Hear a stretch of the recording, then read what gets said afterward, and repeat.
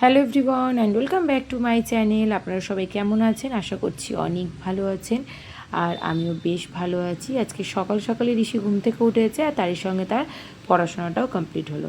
এবার শুরু করেছে তার স্কেটিং বোর্ড চালানো, তাই বইগুলোকে সে ভালো করে গুছিয়ে রাখছে, তারপর শুরু করবে তার খেলা। খেলা চলছে, চলুক, আমি এবার একটু রেডি হয়ে বেরোবো। এখন বাজছে প্রায় একটা। আজকে রান্নাটা একটু দেরি হয়ে গেল। এদিকে ঋষির ভাতটা হয়ে গেছে, সব রকম সবজি দিয়ে ভাত, আর তার সঙ্গে ডালটা ওর জন্য আলাদা করে করেছি। আর দেখুন চলে এসছে আমার সঙ্গে বন্দুক নিয়ে মারামারি করবে বলে।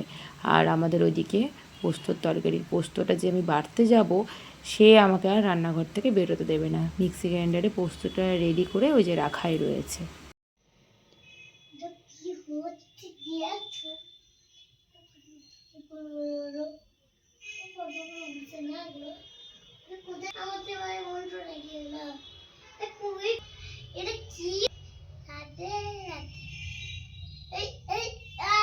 স্নান করে ঠাকুর পুজো করা হচ্ছে এখন ঋষির।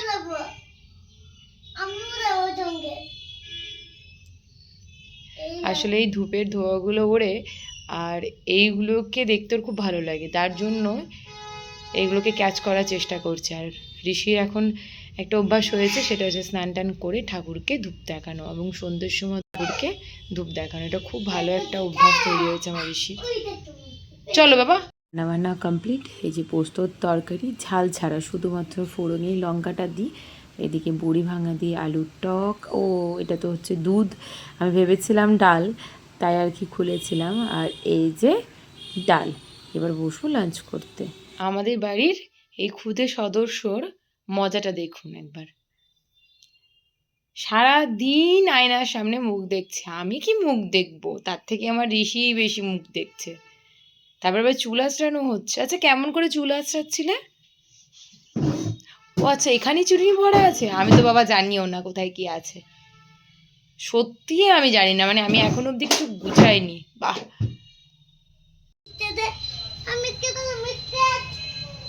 আবারও একটা জিনিস এসছে। আর ঋষির মজাটা দেখুন, হালকা হালকা বৃষ্টি পড়ছে কিন্তু আনন্দে আত্মহারা।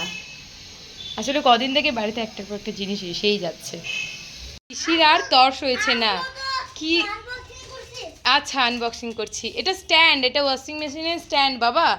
আর এই যে মিটকেস এসছে, মানে ঘরে জিনিসে ভরে গেছে। জিনিস এখন কোথায় রাখবো কি করবো জানি না। ওয়াশিং মেশিন এখনও আনবক্সিং হয়নি, কোম্পানির লোক এসে এখনও অবধি ইনস্টল করে দিয়ে যায়নি বলে এখনও ইউজ হয়নি আমাদের।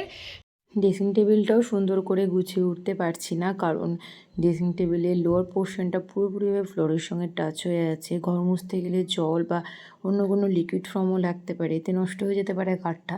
তখন কি করব সেটাই ভেবে উঠতে পারছি না, তার জন্য এখনও কিচ্ছু গোছানো হয়নি। তাই দাদাকে বলেছিলাম নিচে দেওয়ার মতন কিছু একটা পাঠাস তুই। ও পাঠিয়েছে।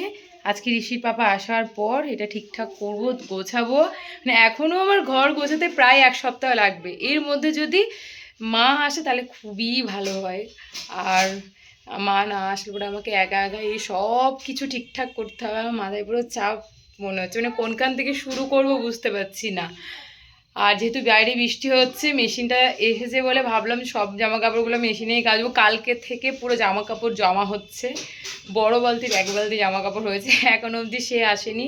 এবার কখন আসবে, কখন ইনস্টল করে দিয়ে যাবে, আর আমি জামা কাপড়গুলোকে ক্লিন করব। আমি জানি না কি হচ্ছে। তা তো আমার আর এসে দুজনেরই লাঞ্চ হয়ে গেছে, একটু ঘুমিয়ে নি, এত টেনশন আমি আর নিতে পারছি না। আরেকজনের মজা দেখুন, ঘুমানোর নাম গন্ধ নেই। কখন তার পাপা আসবে তারপরে নাকি সে ঘুমাবে। পাপা তো কলেজে রয়েছে, আসতে প্রায় 6টা 6:30 হবে আজকে। চলো আমরা তাহলে একটু ঘুমিয়ে নিই। আবার এখন একটা ডায়লগ শিখেছে। কি ডায়লগ? পাপা ছাড়া আমার ঘুম হয় না, মাম্মিকে ছাড়া আমার ঘুম হয় না। দুচ্চু আমার, দুচ্চু, এটা দুচ্চু আমার। আমরা একটু রেস্ট নিয়ে নিই, তারপরে এনার্জি নিয়ে আজকে ঘর গোছাবো আমরা শুধু।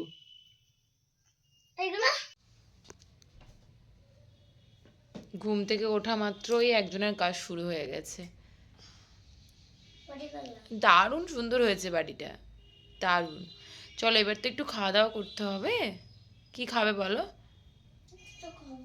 ইমা, তাহলে তুমি কাজ করার জন্য এনার্জি কোথা থেকে পাবে? খেতে তো হবেই। হ্যাঁ হ্যাঁ হ্যাঁ, দারুণ ফাটাফাটি।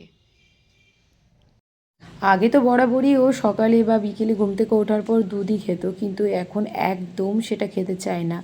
সকালে তার জন্য আমি ওকে একটু মুড়ি দিই, শুকনো মুড়িটাই খায়, তারপরে দুধটা বেশ খেয়ে নেয়। আর বিকেলে ঘুম থেকে ওঠার পর একটু ফ্রুটস দিই, আর তারপরে সন্ধ্যের দিকে একটুখানি ওকে দুধটা দিই। এতে ওরও বেশ মনটা ভালো থাকে। আবার কোনো কোনো দিন সন্ধ্যের সময় দুধটাকে স্কিপ করে একটুখানি অন্য কিছু বানিয়ে দেওয়ার চেষ্টা করি, হয়তো সুজি দিলাম কিংবা একটু লুচি ভেজে দিলাম। ঋষি একটু লুচি পরোটা খেতে ভীষণ ভালোবাসে।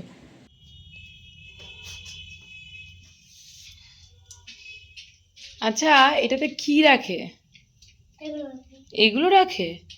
এটা মিটকে সেখানে ওই কোটো, মানে মশলার কোটো, বাসন, কাপ প্লেট এসব রাখে।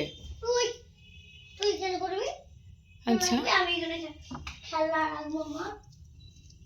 তাহলে ড্রেসিং টেবিলে খেলনা রাখা যাবে না।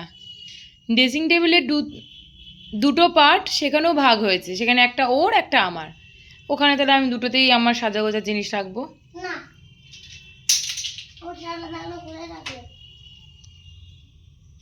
এটা নাকি খেলনা রাখার জিনিস।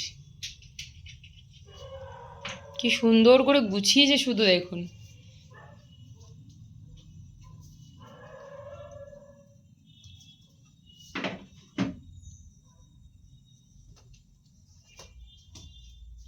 হয়েছে? সব গোছানো হয়েছে?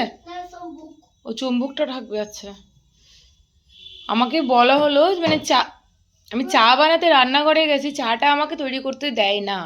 মাম্মি তুমি তাড়াতাড়ি এটাকে পরিষ্কার করো। ও যে খেলনাগুলো গুছিয়ে রাখবে এটা আমি ভাবতে পারিনি। আমি ভাবলাম হয়তো ওই আমার কিছু জিনিসপত্র রাখতে বলবে গুছিয়ে। আমি বললাম না যে বাড়ির প্রতিটি জিনিসেই ঋষির ভীষণ আনন্দ, কারণ প্রতিটি জিনিসকেই ও ওর মতন করে ব্যবহার করছে। ঋষিকে পড়াশোনায় সেভাবে আমরা এখনও অবধি কিছুই চাপ দিই না। ও যতটুকু চায় ততটুকুই ওকে দেওয়ার চেষ্টা করি, আর খেলার ছলে যতটুকু হয় ততটুকুই পড়াই। তবে সকালে যেহেতু ও পড়েছিল, তাই আর বিকেলে ওকে কিছুই পড়াবো না। বললাম চলো মজাদারভাবে আমরা একটু লিখি। এই ডট ডট করে দিলে ও লিখতে বেশ মজা পায়। এই থেকে জেড অবধি এইভাবে ডট করে দিলে পুরোটাই লিখতে পারে। বেশ, এ হয়ে গেছে। একটা লেটার কিছুতেই সে লিখতে পারে না, সেটা হচ্ছে বি। বিয়ের জায়গাটা আসলে পরে বলে মামি এটা আমি লিখতে পারবো না। আর ততবারে আমি বলি যে তুমি শুধু আমার হাতটা ধরো, দেখো কত সুন্দর করে তুমি বি লিখতে পারবে। বইয়ে যেমন লেখা আছে তার থেকেও সুন্দর। আর যখন বিটা লিখে ফেলে ও আমার হাত ধরে, কি খুশি হয়। আসলে বাচ্চাদের কিছু না পারাটাকে, না বলাটা কিন্তু তাকে ডিমোটিভেট করে দেওয়া। এটা আমার ব্যক্তিগত মতামত, অনেকেরই মতামত আমার সঙ্গে নাই ম্যাচ করতে পারে। আর তারই সঙ্গে বাচ্চাকে সবসময় ইন্সপায়ার করতে হয় যে খুব ভালো হচ্ছে, আর ভালো হচ্ছে বলেছে বলে কত সুন্দর হাসছে দেখুন। এরা পুরো ফুলের মতো নিষ্পাপ, এরা কিছুই জানে না। যদি কাউকে আঘাত করেও থাকে সেটাও কিন্তু সে তার অজান্তেই করে, আর সেটাকে নিয়ে বড় ইস্যু বানানো কিন্তু বোকামির কাজ। জামা কাপড় কাচা হবে সে অপেক্ষায় তো আমি ছিলামই, কিন্তু আমার থেকেও বেশি অপেক্ষায় ছিল হচ্ছে আমার ঋষি। কতক্ষণে কোম্পানির লোক আসবে আর মেশিনটাকে ইনস্টল করে দিয়ে যাবে, আর সে দেখবে মেশিনটা কিভাবে চলে। মেশিন ইনস্টল দেখাও হয়েছে, তার সঙ্গে তার ড্রেসিং টেবিল সে সুন্দর করে গুছিয়ে রেখেছে তার মতন করে।